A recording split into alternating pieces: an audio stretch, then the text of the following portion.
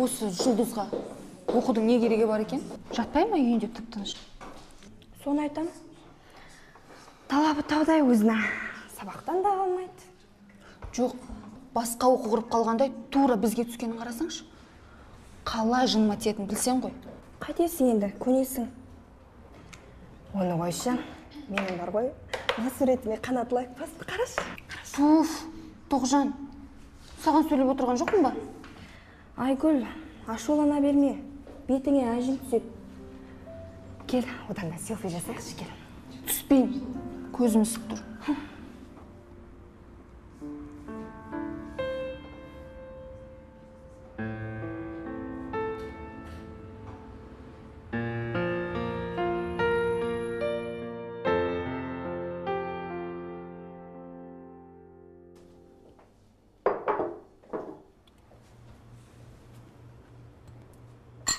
Құралайдың жатса да тұрса да ойлайтыны жалғыз қызы.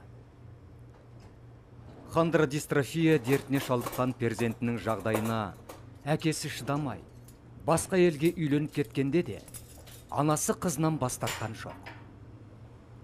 Биыл Жұлдызы жоғары оқу орнына түсіп, қам көңіл ананың жылаған жүрегін жұбатқандай болған.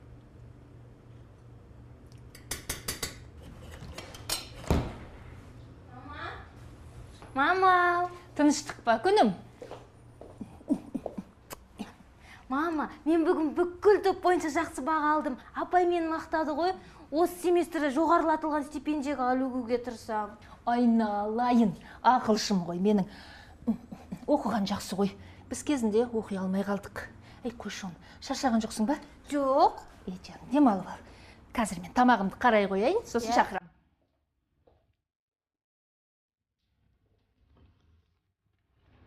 Ернар, сені қалай жақсы көретін білсең ғой. Жұлдыз, кел тамаққа.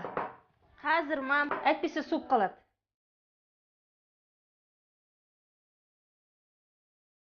Бұттан менің.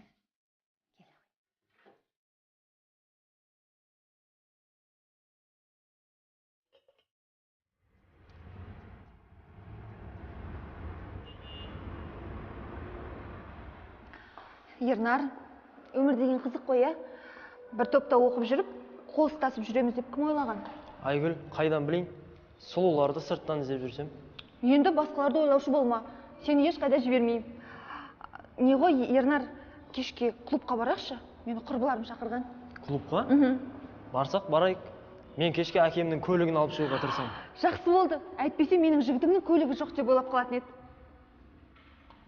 О, біздің оқымысты келе жатыр. Тәй-тәй басып. О, бөпе, қалайсың? Сәлем, мен олай атамаш, Ернар. Қойшы енді ренжімеш, қалжың ғой. Емтиханға дайын шығарсың? Білмеймін, сенің деместің, қорқып тұрмын. Біз сияқты қыдырып жүрген жоқ қой. Бұл дайын болмағанда кім дайын болады? Қойшы енді не болды саған Жұлдызға тисе беріп? Жаның ашып қалыпты ғой. Мүмкін ғашық шығарсың. Күлкімді келдірмеш, сен де қайдағыны айтып.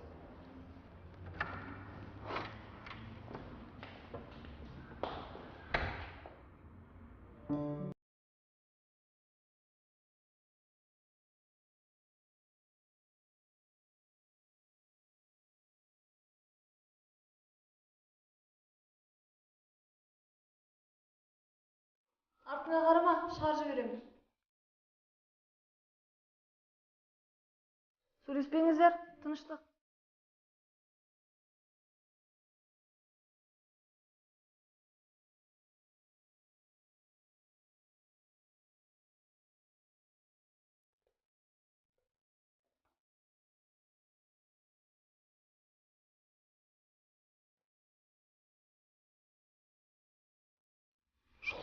Жұлдыз. Ау, Ернар, не болды? Не жазып жатырсың? Жауаптарын бересің бе, қиналып тұр. Қазір аяқтап қалдым. Оқымыстылардың өтеді ғой. Санаш, соң күнімді түспей қойсын. Жазып алыңдар жауабы түгел. Бір ба, екі да, дұрыс па? Айгүл, сен де жазсаңшы.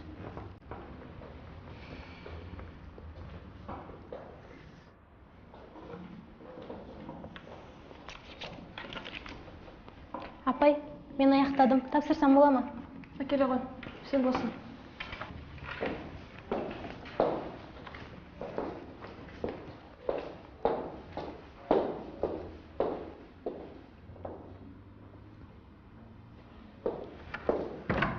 Студенттер, 2 минут қалды. Тез етіңіздер.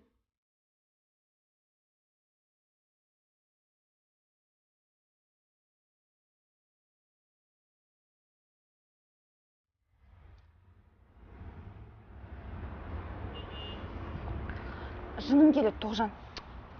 Не болып қалды тағы? Әлде емтихан сұрақтары қиын болды ма не? Жоқ, жаздық қой әйтеуір бірдеңе қылып. Жаңа Жұлдыз тест сұрақтарын әрең берді ғой. Соның берген жазбай қойым керек еді. Сол саған не істеп қойды? Бір үнемі жүйкең жұғартасында жүресің. Жақтырмайым болды. Өзіне қарамай Ернарға көз салғанын көрсең. Не дейді? Қалайша? Жаңа аудиторияда мені көзімен атып, Ернарға қалай майысқанын көрсең. Шынымды айтсам бар ғой. Сол қыз бар ғой, сенің су жаңа жігітіңе ғашық. Айтпады деме. Ғашық? Иә. Жұлдыз. Күлкімді келтірмеш, Тоғжан. Сенбесең, бақылап көрші. Үнемі Ернар отырған қатарда тұрады. Сабаққа келгенде бірден Ернарды іздейді. Сонымен байқамады дейсің ба? Тоғжан, мүмкін сынап көрерміз. Қалай? Не мен қалай оған бас қатырма, ол менің жұмысым. Бір ойым бар. Тағы қандай тосын дайындар екенсің? Көрейік. Ернар хабарласып жатыр. Алло. Жаным, біз саябақта Тоғжанмен. Я. Жарайды, кешке кездесейік, аха. Жан, менің балмұздақ жегім кеп тұр. Жақсы күт. Қазір барам, я. Тоғжан, мен кетуім керек. Ернар күтіп тұр. Я? Сол жігітке жіпсіз байлаған сияқтысың ғой сен. Жастық шақта ойнада күл. Жақсы.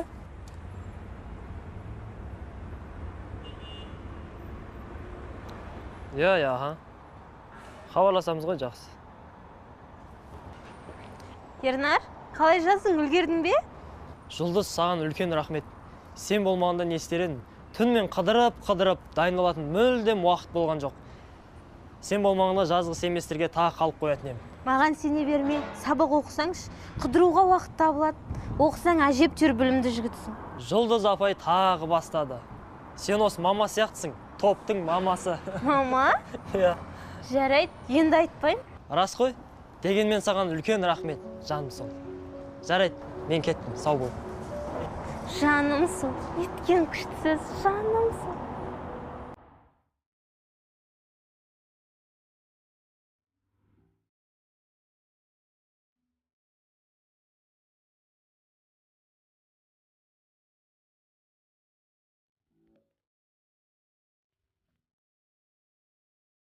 Жұлдыз неге кешікті екен? Біреу бірдеме деп жүрмес екен. Біреу жылатып қоймаса болды екен ғой.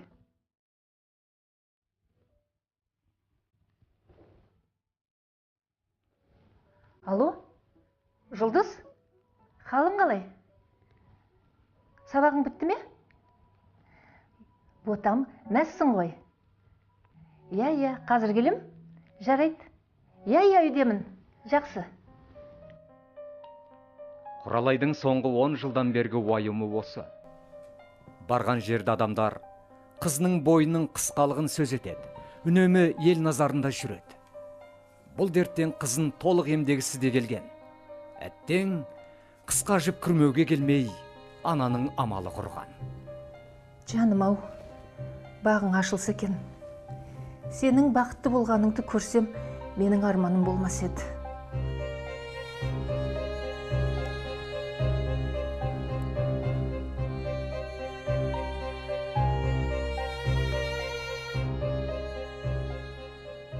Бүгін кездескеніміз қандай жақсы болды, жаным. Мәңгілік бақытты болайық. Мен бақытты болғым келмейді. А? Менің сені мәңгі бақытты қылғым келеді, сүйіктім. Бүгін көңіл күйім болмады. Неге? Әкеммен ренжісіп қалдым. Көлігім бермеді. Өзің жұмысқа тұр деп ұрсат, ашуландым да кетіп қалдым. Содан, енді не істемек ойың бар? Әлі шешпедім. Жарайды. Қош болды. Басқа әңгіме айтайық. Жан, не дейсің? Тасташы телефоныңды. Қойшы енді қазір жазып тастайын. Өте маңызды, әйтпесе ұмытып кетем. Менен де маңызды ма не? Демалуға келдік па, демалайық. Үйтіп маған мінезіңді көрсетпе. Мен сенің әйелің емеспін. Өзің білші не істесең де. Жан, одан да жүрші, билейік. Жүр.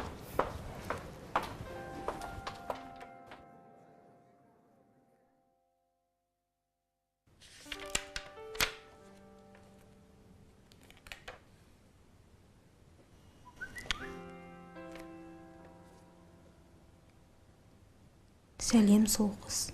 Қалайсың? Кім мынау? Маған. Сұлу қыз. Шатасып кеткен шығар. Алаңдамай сабағымды оқиыншы.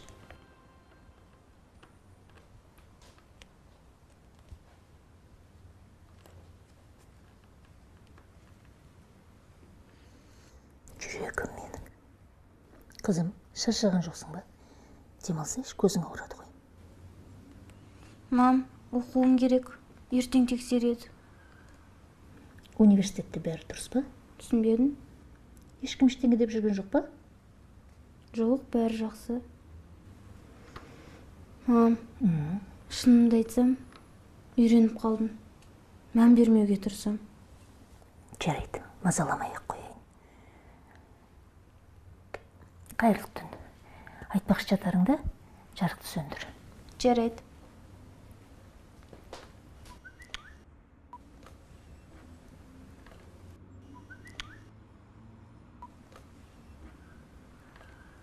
Жұлдыз, не істеп жатсың? Жауап жазшы. Ернар. Ернар?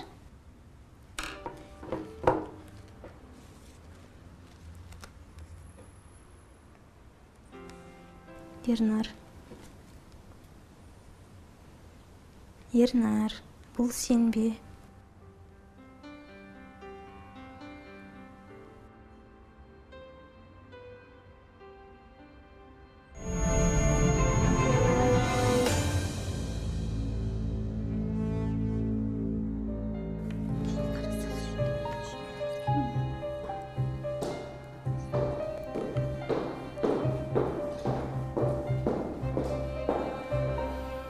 Келді не? Баян сұлу. Не дейді? Өлең жазам дейме? Ернар, сен кереметсің дейме? Сезімге беріліп қадыр еді. Тыныш, сезіп қойып жүрер. Ең қызығы, кеше күнделік жазам депті. Міне қара. Мүмкін сол күндегі сөмкесінде шығар. Не жазды екен, маған қызық болып тұр. Данышпансың ғой, Тоғжан, данышпансың.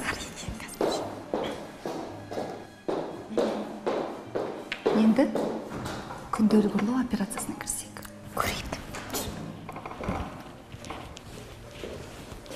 Айгүл, тез, мен қарап тұрмын.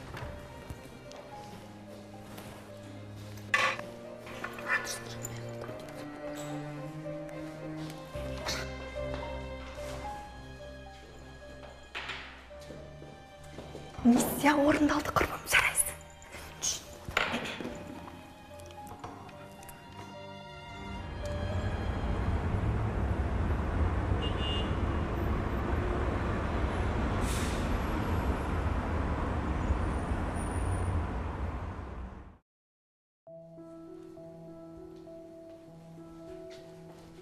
Мәссаған, қайда қойдым екен?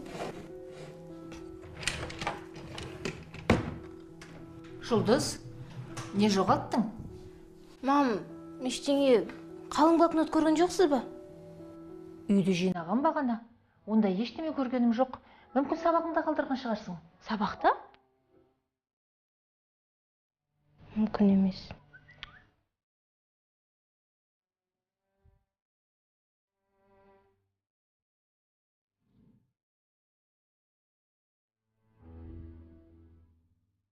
Жұлдыз, тағы бір іздеп көрші. Сөмкеңнің ішінде шығар. Жарайды, мам. Табылар. Жатқан шығар бір жерде.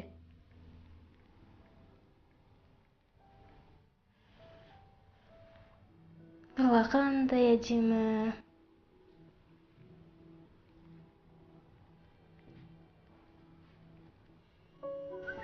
Қызық. Телефон соғып айтса да болады ғой, хат жазбай. Жарайды, өзі білсін. Жарайды, бара.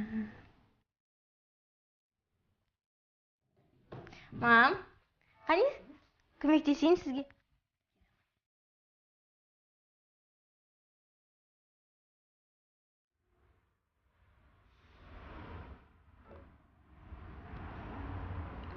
Тоғжан, мынаны қара. Жарайды, барам деп қояды біздің ару. Сен оны қойшы, мынаны қара. Мен өмірді сүйем, тағдырыма өкпем жоқ. Екі қолым, аяғым бар, көзім көреді. Несіне жылайым? Мүгедектер де өмір сүріп жатыр ғой, анамдай. Былай дейді, Ернар жақсы бала, өзін өзі ұстау бөлек, мәдениеті жоғары, күлкісі ұнайды дейді. Жоқ, оны қойш, біз туралы жазбап, бақырып көрш. Жоға, оның арманы Ернар. Түсіндің бе? Иә, кеше осыны ақтарып отырсам, нан қара. Нан тауып алдым. Қойш, рас па? Мә, мынау жыл жаңалығы ғой. Айтпа дейм. Негізі бізден кереметтің шығады, е? Жарайды, ертеңгі кездесуге дайындалайық, е? Ғашығын сағынған Баян сұлудың арманы орындалсын. Жарайды, мынау менде қала берсінші, оқып шығайын. Ішім пісіп жүр. Ала бер, маған керегі де шамалы. Жүр.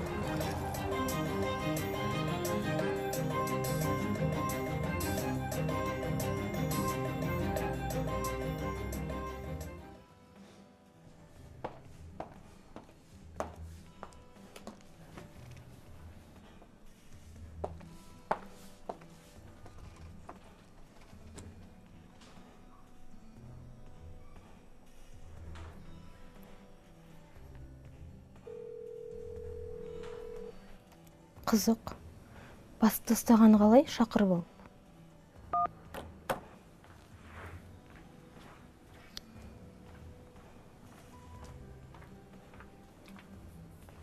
Қазір емес, тапсырысты бір адам келген соң береміз.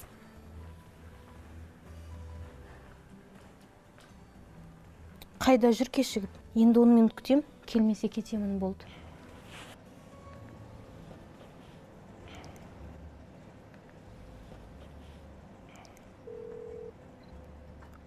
Ал Айгүл. Мәссаған. Басып тастаған ес? Қайда жүр мынау? Кімнен сұрасам болады? Мүмкін Тоғжан білетін шығар. Хабарласып көрейін.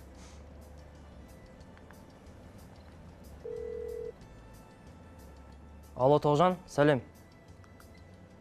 Жақсы, қалың қалай? Маған Айгүл керек еді, таппай жатырмын. Қасыңда емес па?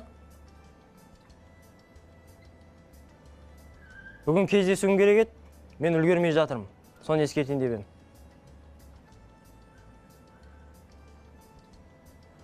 Жарайды, құрбылармен қыдырып жүрсе, кейін хабарласармын. Рахмет.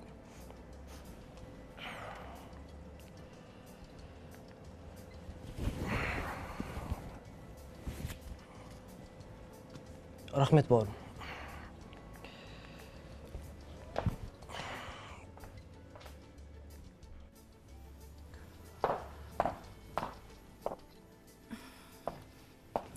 О, қандай адамдар.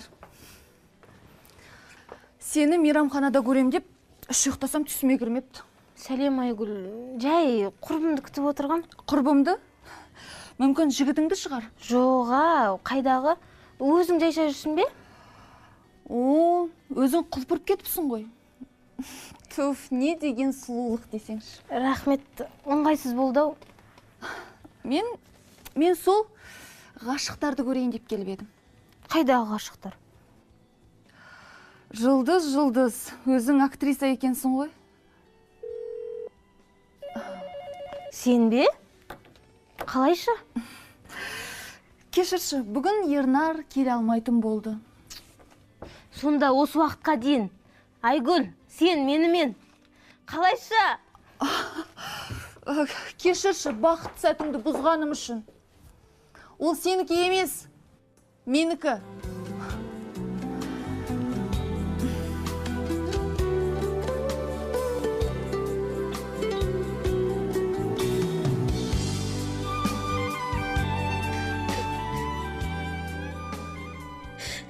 Не жаздың соншама?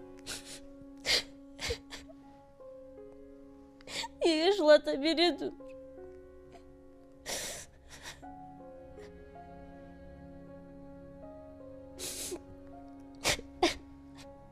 Неге қиын өмір? Жұлдыз көз жасын тоқтата алмады. Ақ адал көңілін пендешілік пейілмен өлшейтіндерге, өзгеше өміріне сұқтанып қарайтындардың қылығына күйініп жылады.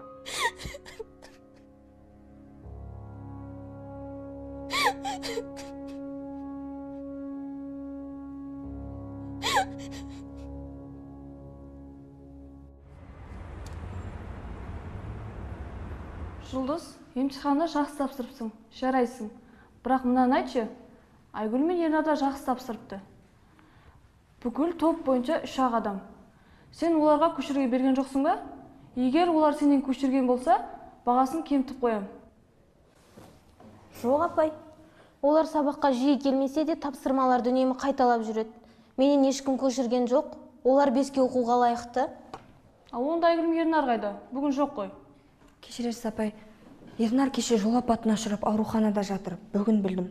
Ал Айгүл мүмкін соған көмектесіп жүрген шығар. Телефоны сөндірулі. Мүмкін емес. Баруым керек.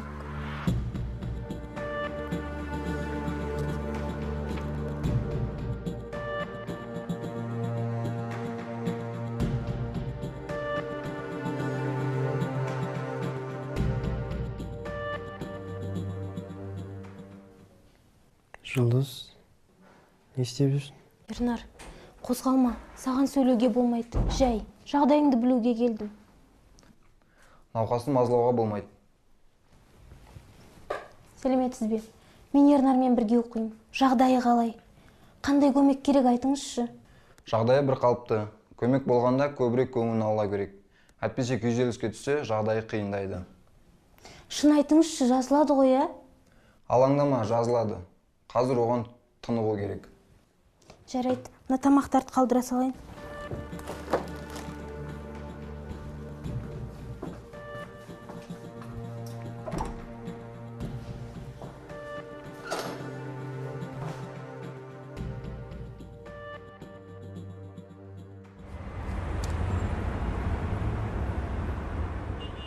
Қалайсың, Айгүл?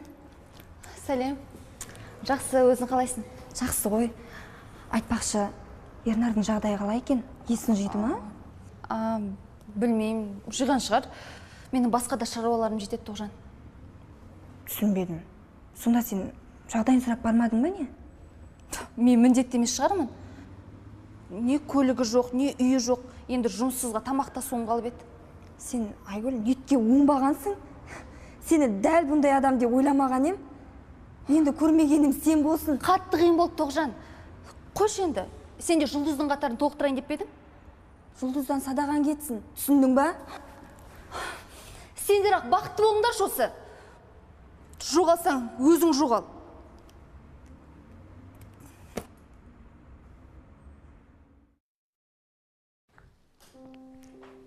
Телефоны тағы да үнсіз. Мейлі, өзің біл. Ернар, саған қозғалуға әлі ерте. Сәл шыда, аздан соң шығарсың. Жақсы. Тек жата-жата жан басым ауырды. Шыдайым ғой.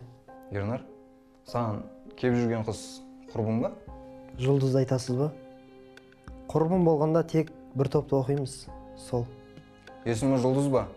Жұлдыздай дос табу қиын. Тәрбиелі, жанашыр. Өткенде түнімен сен қасында отырды. Әзер қайтардың үйіне. Солай ма? Білмедім. Ернар, мына заманда дос табу оңай емес. Оның рас. Мен ауырғалы, ата-анамнан басқа ешкім де келген жоқ. Өмір деген осы. Жарайды. Жатып демал.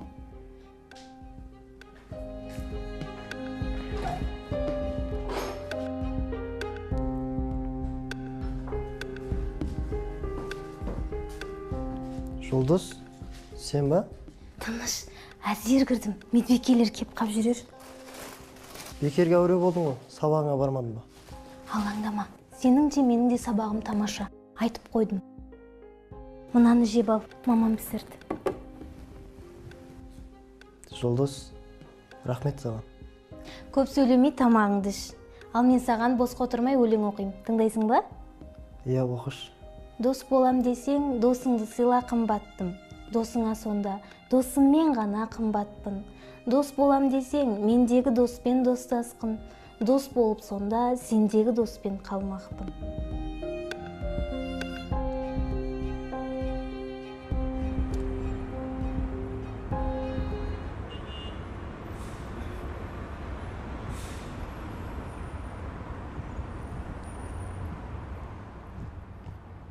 Сәлем. Қалайсың, көп күтіп қалдың ба? Жүр. Оф, шаршатты. Ернар. Неменеге қарайсың? Жай қарызға ақша сұраған ғой. Көтергім келмейді. Жүр одан да түскі ас ішейік, иә?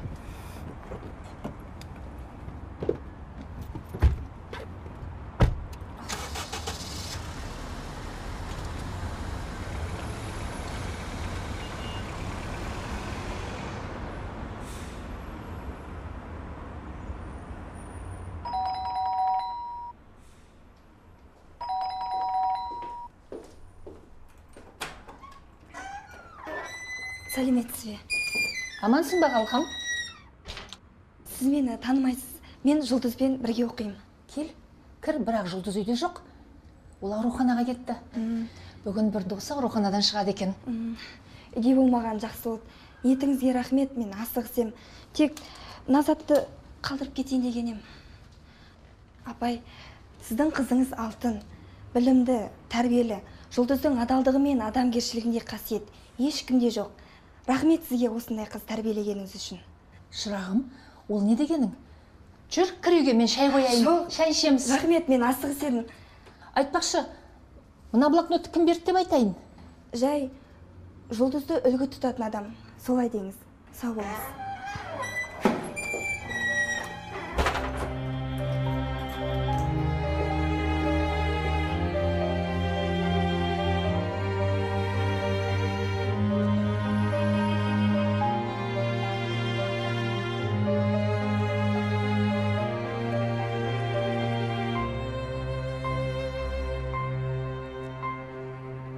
Ернар, асықпа.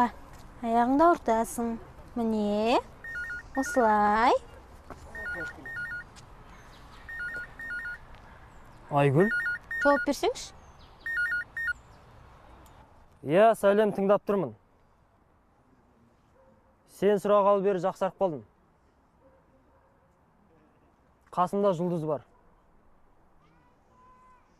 Олай айтпа, сенің олай айтуға қақың жоқ. Ауырғанда керек болмаған адам, жазылғанда керек шамалы. Енді маған хабарласушы болма. Сау бол, Айгүл. Ал, досым, кеттік мына жерден. Қызға неге дауыс көтересің? Солай сөйлеуге бола ма екен? Кешірші, енді олай сөйлемеймін. Бірақ сен секілді досыма, оның олай сөйлеуге қақысы жоқ. Ал, кеттік мына жерден. Болады, Ханзада.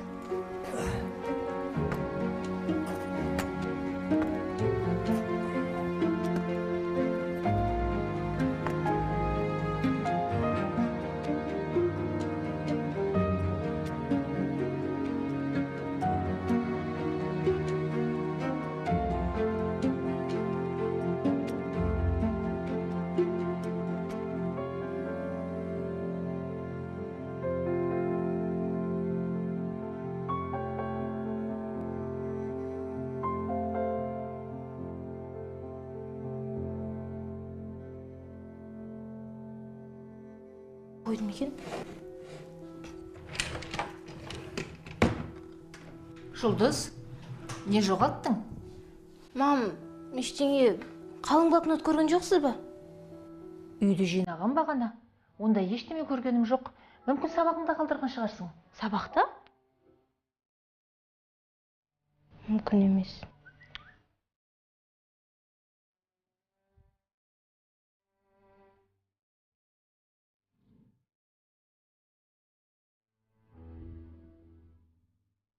Жұлдыз, тағы бір іздеп көрші.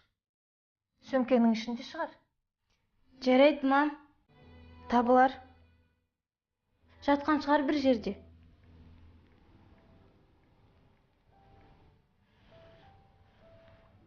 Бала қандай әдемі.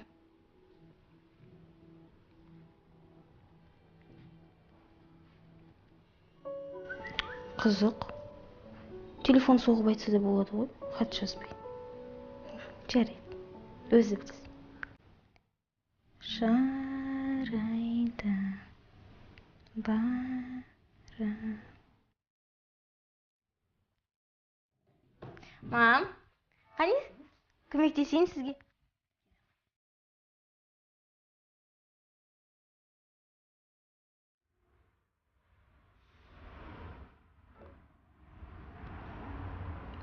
Тоғжан, мынаны қара. Жарайды, барам деп қояды біздің ару. Сен оны қойшы, мынаны қара. Мен өмірді сүйем, тағдырыма өкпем жоқ. Екі қолым, аяғым бар, көзім көреді. Несіне жылайым? Мүгедектер де өмір сүріп жатыр ғой, анамдай енді. Былай дейді, Ернар жақсы бала, өзін өзі ұстау бөлек, мәдениеті жоғары, күлкісі ұнайды дейді. Жоқ, оны қойш, біз туралы жазбап, бақырып көрш. Жоға, оның арманы Ернар, түсіндің бе? Иә, кеше осын ақтарып отырсам, мынаны қара. Мынаны тауып алдым. Қойш, рас ба? Мынау жыл жаңалығы ғой? Айтпа дейм. Негізі бізден кереметтің шығады, Жарайды, ертеңгі кездесуге дайындалайық, иә? Ғашығын сағынған Баян сұлудың арманы орындалсын. Жарайды, мынау менде қала берсінші, оқып шығайын. Ішім пісіріп жүр. Ала бер, маған керегі де шамалы. Жүр.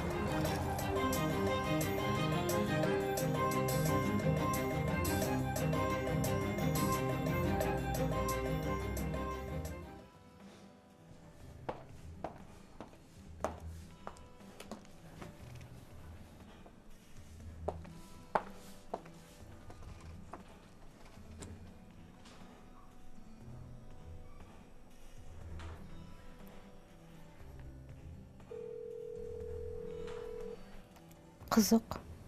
Басты ұстаған қалай шақырып ал.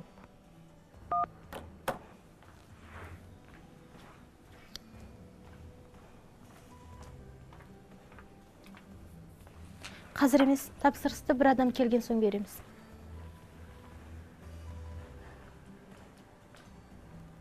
Қайда жүр кешігіп? Енді 10 минут күтем, келмесе кетемін болды.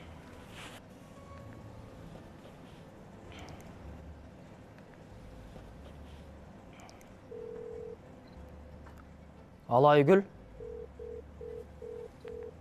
Мәссаған. Басып тастаған несі? Қайда жүр мынау? Кімнен сұрасам болады?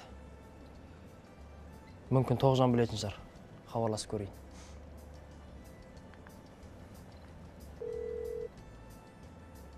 Алло, Тоғжан, сәлем. Жақсы, қалың қалай? Маған Айгүл керек еді, таппай жатырмын. Қасыңда емес па? Бүгін кездесуім керек еді, мен үлгермей жатырмын. Соны ескертейін деп едім.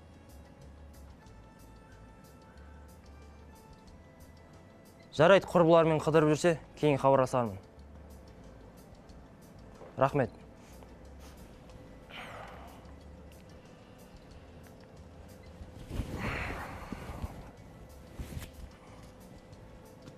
Рахмет, бауырым.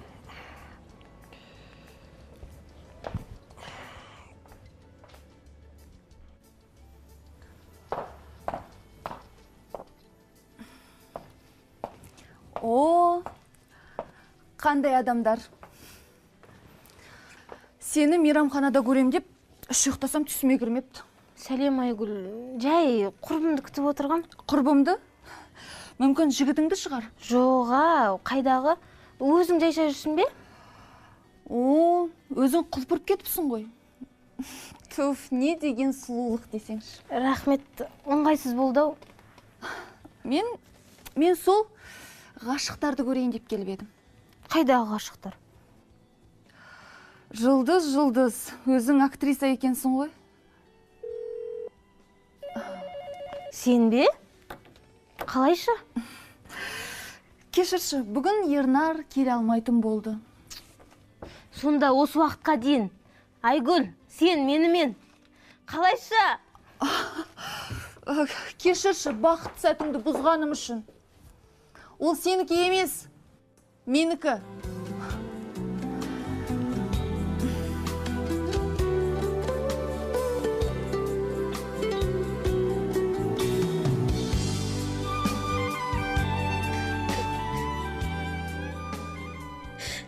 Не жасың соншама? Неге жылата береді?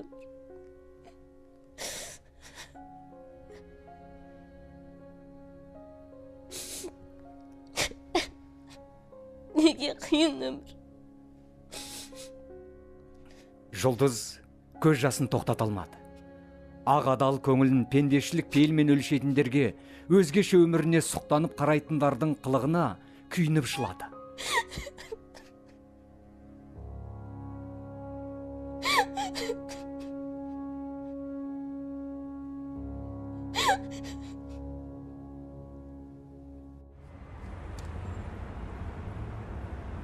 Жұлдыз, емтиханды жақсы тапсырыпсың, жарайсың.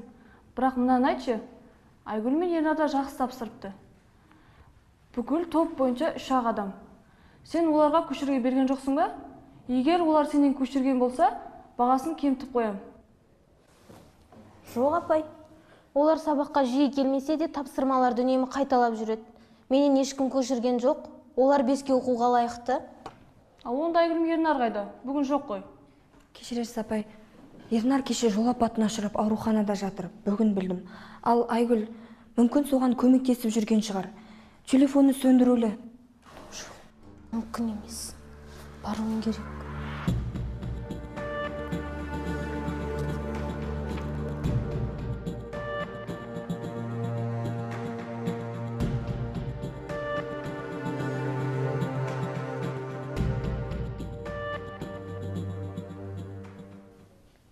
Жұлдыз, не істеп жүрсің? Ернар, қозғалма. Саған сөйлеуге болмайды. Жай, жағдайыңды білуге келдім. Науқасын мазалауға болмайды. Сәлеметсіз бе? Мен Ернармен бірге оқимын. Жағдайы қалай? Қандай көмек керек айтыңызшы? Жағдайы бір қалыпты. Көмек болғанда көбірек көңілін аула керек. Әйтпесе күйзеліске түссе, жағдайы қиындайды. Шын айтыңызшы, жазылады ғой, ә? Алаңдама, жазылады. Қазір оған тынығу керек. Жарайды, мына тамақтарды қалдыра салайын.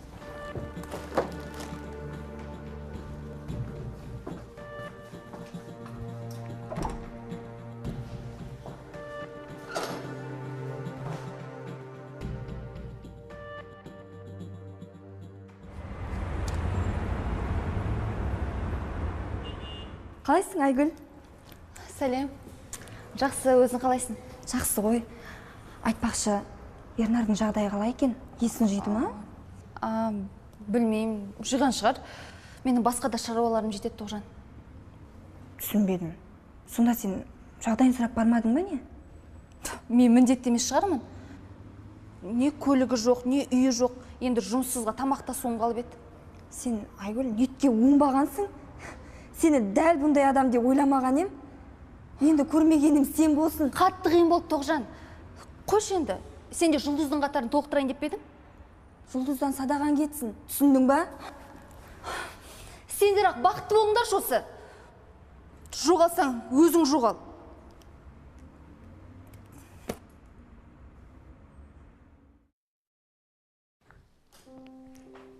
Телефоны тағы да үнсіз. Дегісі де келген. Әттең, қысқа жіп күрмеуге келмей, ананың амалы құрған. Жаным-ау, бағың ашылса екен. Сенің бақытты болғаныңды көрсем, менің арманым болмас еді.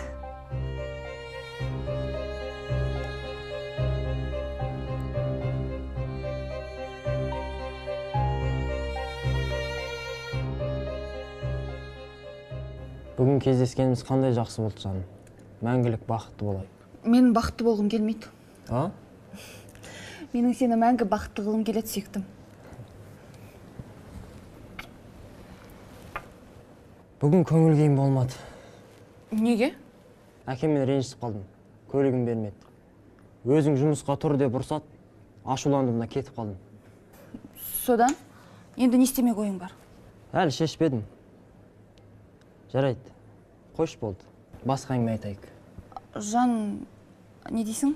Тасташы телефоныңды. Қойшы енді қазір жазып тастайын. Өте маңызды, әйтпесе ұмытып кетем. Менен де маңызды ма не? Демалуға келдік па, демалайық. Үйтіп маған мінезіңді көрсетпе. Мен сенің әйелің емеспін. Өзің білші не істесең де. Жан, одан да жүрші, билейік. Жүр.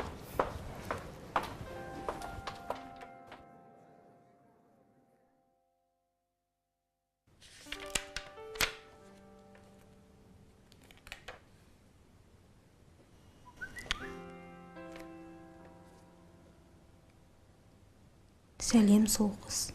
Қалайсың? Кім мынау? Маған. Сол қыз. Шатасып кеткен шығар. Алаңдамай сабағымды оқиыншы.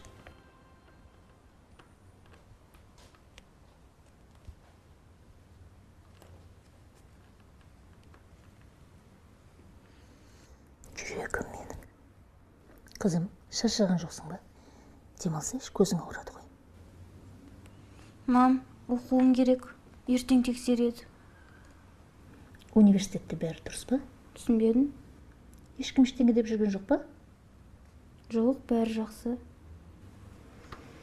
Мам, шынымды айтсам, үйреніп қалдым. Мән бермеуге тырысам. Жарайды, мазаламай-ақ қояйын. Қайырлы түн. Айтпақшы жатарыңда жарықты сөндір. Жарайды.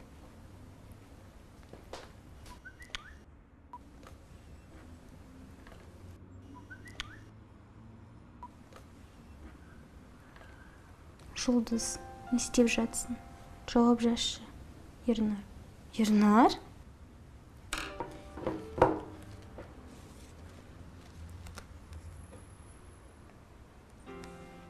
Ернар. Ернар, бұл сен бе?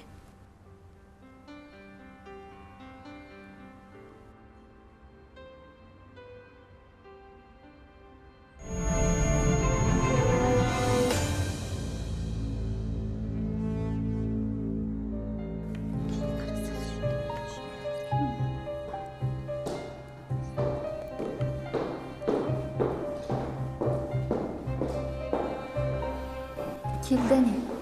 Баян сұлу. Не дейді? Өлең жазам дейме? Ернар, сен кереметсің дейме? Сезімге беріліп қатыр еді. Тыныш, сезіп қойып жүрер. Ең қызығы, кеше күнделік жазам депті. Міне қара. Мүмкін сол күндегі сөмкесінде шығар. Не жазды екен, маған қызық болып тұр. Данышпансың ғой, тоғжан, данышпансың. Енді күнделік ұрлау операциясына кірсек. Көрейік. Айгүл, тез. Мен қарап тұрмын.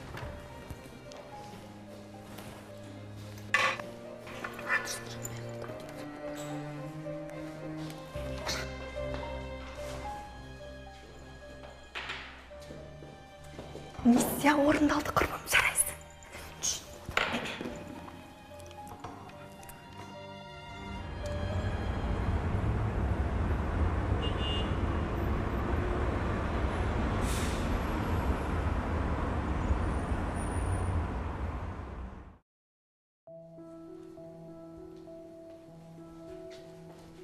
Мәссаған, қайда?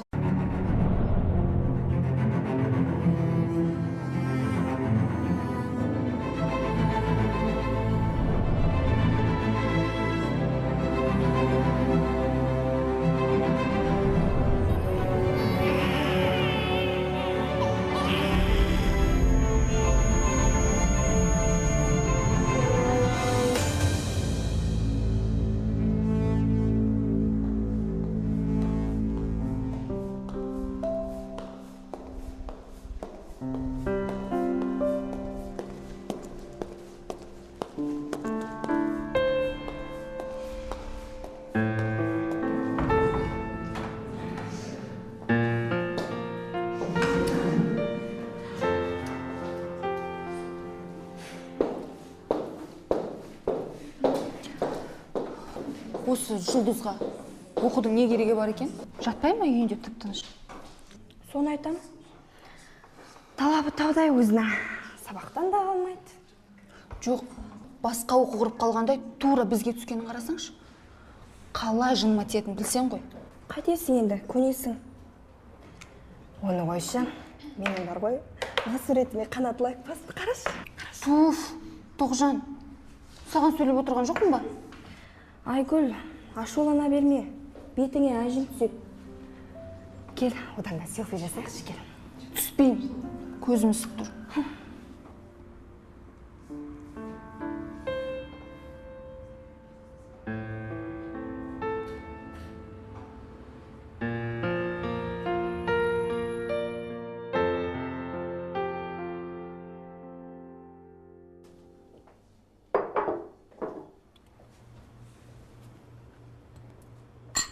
Құралайдың жатса да тұрса да ойлайтыны жалғыз қызы.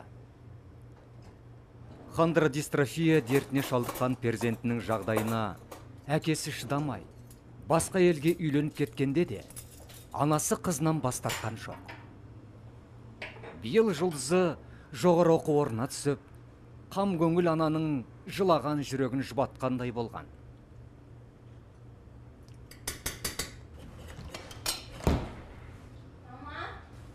Мама, тыныштық па күнім? Мама, мен бүгін бүкіл топ бойынша жақсы баға алдым. Апай мені мақтады ғой. Осы семестрі жоғарылатылған стипендияға алуға тырысам. Айналайын, ақылшым ғой менің. Оқыған жақсы ғой. Біз кезінде оқи алмай қалдық. Көшон, шаршаған жоқсың ба? Жоқ. Демалып ал. Қазір мен тамағымды қарай қояйын, сосын шақырам.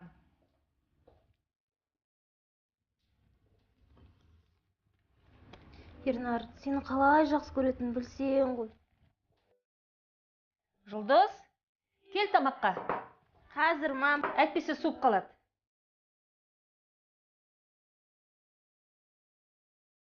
Бұтта менің.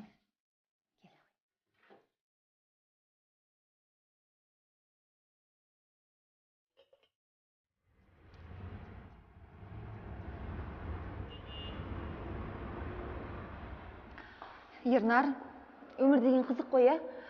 Бір топта оқып жүріп, қол ұстасып жүреміз деп кім ойлаған? Айгүл, қайдан білейін? Сұлуларды сырттан іздеп жүрсем. Енді басқаларды ойлаушы болма. Сені ешқайда жібермеймін.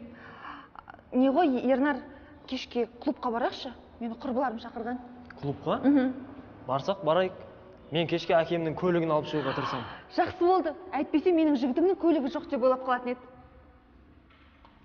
О, біздің оқымысты келе жатыр. Тәй-тәй басып. О, бөпе, қалайсың? Сәлем, мен олай атамаш, Ернар. Қойшы енді ренжімеш, қалжың ғой. Емтиханға дайын шығарсың? Білмеймін, сенім демеспін, қорқып тұрмын. Біз сияқты қыдырып жүрген жоқ қой. Бұл дайын болмағанда кім дайын болады? Қойшы енді не болды саған Жұлдызға тисе беріп? Жаның ашып қалыпты ғой. Мүмкін ғашық шығарсың. Күлкімді келдірмеш, сен де қайдағын айтып.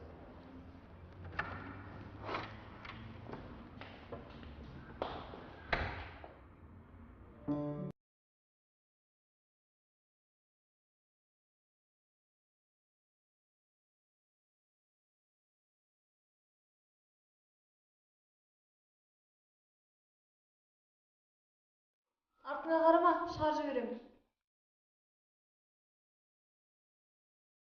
Сөйлеспеңіздер, тыныштық.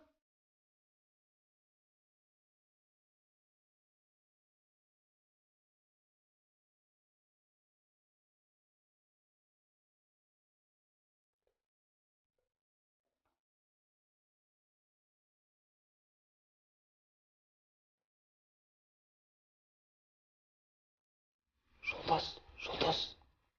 Ау, Ернар, не болды? Не жазып жатырсың? Жауаптарын бересің бе, қиналып тұр. Қазір аяқтап қалдым. Оқымыстылардың өтесі ғой. Ұқсамаш, соң күнді сүйпек қойсын. жазып алыңдар жауабы түгел. Бір ба, екі да, дұрыс па? Айгүл, сен де жазсаңшы.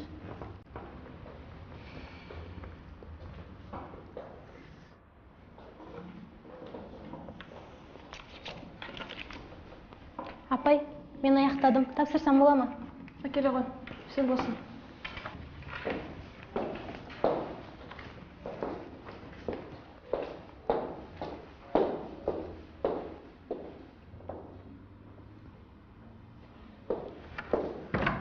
Студенттер, 2 минут қалды. Тез етіңіздер.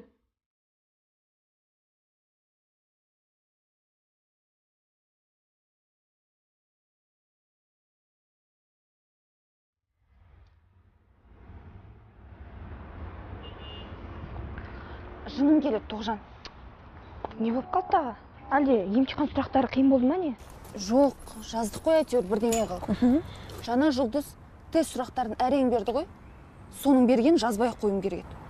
Сол саған не істеп қойды? Бір үнемі жүйкеңнің қартасында жүресің? Жақтырмайым болды. Өзіне қарамай Ернарға көз салғанын көрсең. Не дейді? Қалайша? Жаңа аудиторияда мені көзімен атып, Ернарға қалай майысқанын көрсең. Шынымды айтсам бар ғой. Сол қыз бар ғой, сенің су жаңа жігітіңе ғашық. Айтпады деме. Ғашық? Иә? Жұлдыз. Күлкімді келтірмеш, Тоғжан. Сенбесең, бақылап көрші. Үнемі Ернар отырған қатарда тұрады. Сабаққа келгенде бірден Ернарды іздейді. Сонымен байқамады дейсің ба? Тоғжан, мүмкін сынап көрерміз. Қалай? Не мен қалай оған бас қатырма, ол менің жұмысым. Бір ойым бар. Қандай тосын дайындар екенсің. Көрейік. Ернар хабарласып жатыр. Алло. Жаным, біз саябақта Тоғжанмен. Я. Жарайды, кешке кездесейік, аха. Жан, менің балмұздақ жегім кеп тұр. Жақсы күт. Қазір барам, я. Тоғжан, мен кетуім керек. Ернар күтіп тұр. Я? Сол жігітке жіпсіз байлаған сияқтысың ғой сен. Жастық шақта ойнада күл. Жақсы.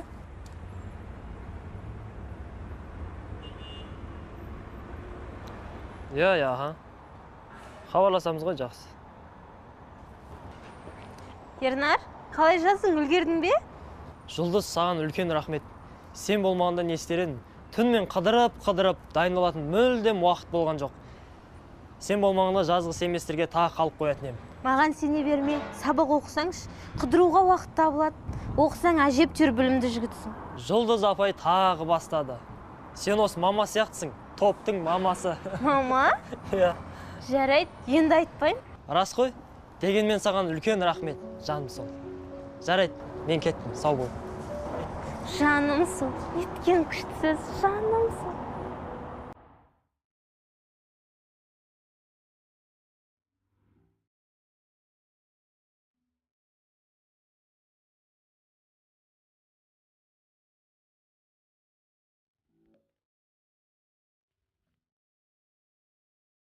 Жұлдыз неге кешікті екен? Біреу бірдеме деп жүрмес екен. Біреу жылатып қоймаса болды екен ғой.